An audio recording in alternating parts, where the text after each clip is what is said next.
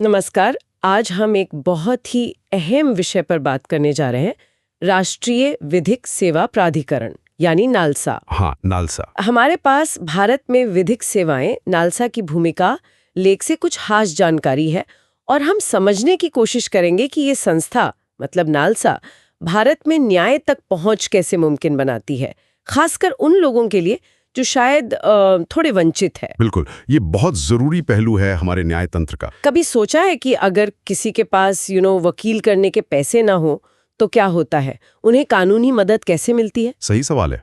यहीं पर नालसा की भूमिका सामने आती है। इसकी स्थापना हुई थी 9 नवंबर 1995 को कानूनी सेवा प्राधिकरण अधिनियम 1987 के तहत। हाँ, एक कानूनी आधार के साथ। और इसका सबसे बड़ा सबसे महत्वपूर्ण काम है मुफ्त कानूनी सहायता देना। जी। ये कोई मतलब खैरात या दान नहीं है, ये हमारे संविधान के अनुच्छेद 39A का एक वादा है। बिल्कुल, संवैधानिक अधिकार है ये, और अनुच्छेद 14 और 22 भी इसे बल देते हैं। सही। ये अनुच्छेद कहते हैं कि न्याय पाने का अवसर वो सबके लिए बराबर होना चाहिए। हाँ, आर्थिक स्थिति इसमें बाधा नहीं बननी चाहिए। तो फिर सवाल उठता है कि ये मदद मिलती किसे किसे है, कौन पात्र है इसके लिए? हाँ, ये जानना जरूरी है। तो इसमें देखिए, महिलाएं हैं, बच्चे हैं, अनुसूचित जाति और जनजाति के सदस्य, जो दिव्यांगजन है वो भी। जी, और जो लोग किसी प्राकृतिक आपदा का शिकार हुए हों, जैसे बाढ़ या भूकंप। हाँ, वो भी। और एक और श्रेणी है, कम आय वाले लोग, जिनकी सालाना आय एक तय सीमा से कम है। हाँ, वो सीमा राज्यों में अलग अलग हो सकती है, पर आमतौर पर 1 लाख रुपए सालाना तक। और सुप्रीम कोर्ट के मामलों के लिए शायद ये सीमा ज्यादा है, 5 लाख तक। जी हाँ, सुप्रीम कोर्ट के लिए ये सीमा 5 लाख रुपए है। और इस सहायता में सिर्फ वकील ही नहीं। हाँ, वही मैं पूछने वाली थी, क्या क्या शामिल है इसमें? इसमें कोर्ट की फीस देना, वकील की सेवाएं मुहैया कराना, जरूरी जो दस्तावेज होते हैं उन्हें तैयार करवाना, उनकी कॉपी निकलवाना, ये सब शामिल है। अरे वाह, तो ये तो काफी व्यापक मदद है। ये सिर्फ एक विचार नहीं, सच में एक संवैधानिक गारंटी है। बिल्कुल, और ये जानना भी दिलचस्प है कि ये संवैधानिक वादे को जमीनी हकीकत में कैसे बदला जाता है। नालसा यही काम करता है। ये सुनिश्चित करता है कि पैसा न्याय के रास्ते में ना आए। और इसकी संरचना, मतलब ये काम कैसे करता है, संगठन कैसा है? हाँ, इसका ढांचा भी काफी सोचा समझा है। मुख्यालय तो नई दिल्ली में है, सुप्रीम कोर्ट परिसर के अंदर ही। अच्छा। और इसके संरक्षक प्रमुख होते हैं भारत के मुख्य न्यायाधीश, और कार्यकारी अध्यक्ष वो सुप्रीम कोर्ट के दूसरे सबसे वरिष्ठ न्यायाधीश होते हैं। तो मतलब न्यायपालिका से बहुत गहरा जुड़ाव है। हाँ, ये दिखाता है कि कैसे संवैधानिक आदर्शों को एक मजबूत संस्था का रूप दिया गया है। ये सिर्फ कागजी बात नहीं है। कानूनी मदद तो ठीक है, पर कई बार मामले कोर्ट पहुंचने में ही सालों लग जाते हैं या वहां जाके अटक जाते हैं। सही बात है, हमारी अदालतों पर बोझ बहुत है। यहीं पर नालसा का एक और मुझे लगता है जबरदस्त काम सामने आता है, लोक अदालतें। इनके बारे में बताइए जरा। हाँ, लोक अदालतें ये नालसा का एक बहुत ही महत्वपूर्ण अंग है। क्या खास है इनमें? ये विवादों को सुलझाने का एक वैकल्पिक तरीका है। अच्छा।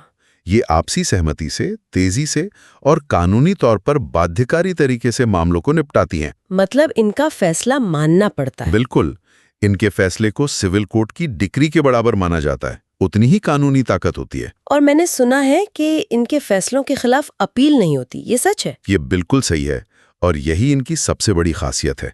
मामला एक बार सुलझ गया तो हमेशा के लिए कोई आगे अपील नहीं। अरे वाह, ये तो बहुत बड़ी बात है।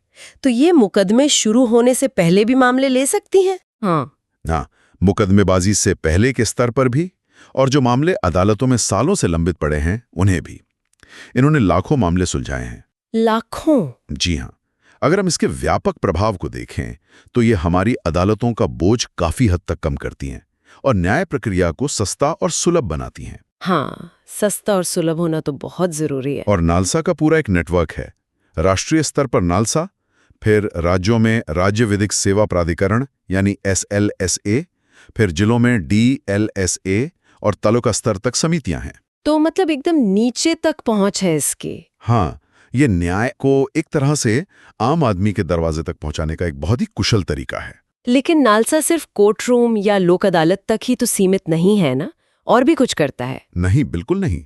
इसका काम और भी फैला हुआ है। ये कानूनी साक्षरता और जागरूकता फैलाने पर भी बहुत जोर देता है, गांव में, स्कूलों में, यहाँ तक कि जेलों में भी। ताकि लोगों को उनके अधिकारों के बारे में पता चले। ये तो बहुत अच्छा काम है। जानकारी ही सबसे बड़ी ताकत है। सही कहा। और आजकल तकनीक का भी इस्तेमाल हो रहा है। ई लोक अदालतें शुरू की गई हैं। हाँ, मैंने सुना था। खासकर कोविड-19 के बाद शायद ये और जरूरी हो गया। बिल्कुल। जब लोग अदालतों तक नहीं जा पा रहे थे, तब ई लोक अदालतों ने बहुत मदद की। और इसके अलावा कुछ खास समूहों के लिए भी योजनाएं हैं, जैसे कैदियों के लिए या ट्रांसजेंडर व्यक्तियों के लिए विशेष कानूनी सहायता। तो मतलब ये लगातार विकसित हो रहा है। हाँ, जरूरतों के हिसाब से। अगर हम पूरी तस्वीर देखें, तो नालसा कई मोर्चों पर एक साथ काम कर रहा है। ये हमारे संवैधानिक अधिकारों को बनाए रखता है, अदालती देरी को कम करने में मदद करता है, और सबसे जरूरी, समाज के जो कमजोर वर्ग हैं, उन्हें कानूनी जानकारी और प्रतिनिधित्व देकर सशक्त बनाता है। एकदम सही।